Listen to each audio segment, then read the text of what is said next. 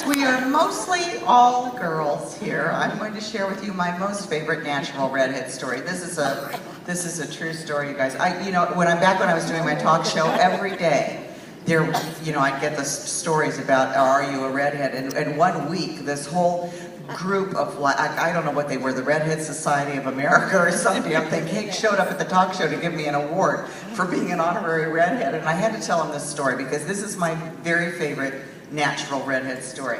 So when we first moved down to the beach, it was a lot of years ago, and our kids were still really young. And you gals know, if you're a mother like I am, and your family moves from one town to another, we mothers are in charge of everything, aren't we? Yeah. Yes, we're in charge of all the packing, the boxes, the movers, the kids, the crying, the stress, the new schools, the pets, the unpacking, the recycling. Where in the hell do men go for 3 days when you're moving? Where do those guys disappear to anyway? They're lucky we let them into the new house. Anyway, you finally get everything all settled. Now you have to go about finding all new doctors, right? Here's a really fun job. You need the new orthodontist. You need the new dentist. You need the new pediatrician. You finally get around to yourself. You're looking for that new OBGYN. I like to call him my Obi-Wan Kenobi.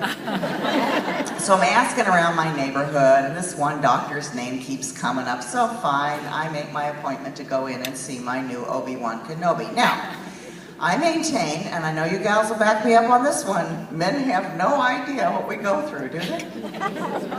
Basically, we're laid out on a piece of white butcher paper, am I correct? Yeah.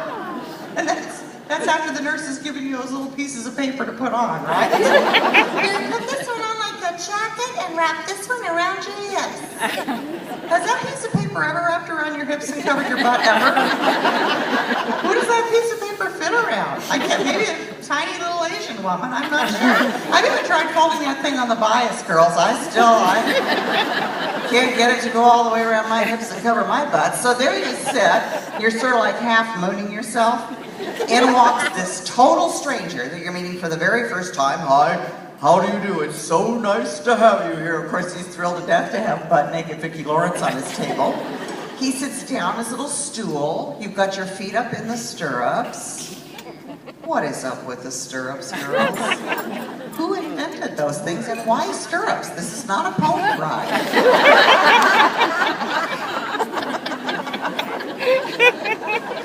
So there you are, right? And there he is, and he wheels around to the foot of the table, and he says, come on down, come on down.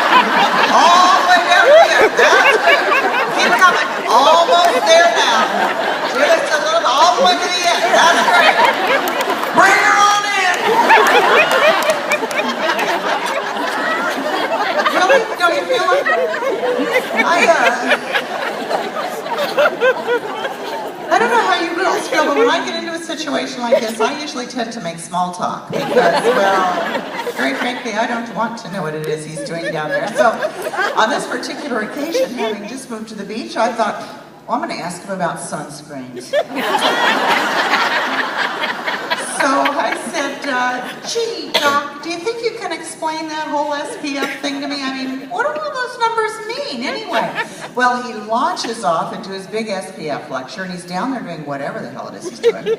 He gets about 2 minutes into it, he stops everything, he looks at me, he says, of course, I don't have to tell you any of this, for heaven's sake. I mean, you have very fair skin. After all, you're a natural redhead.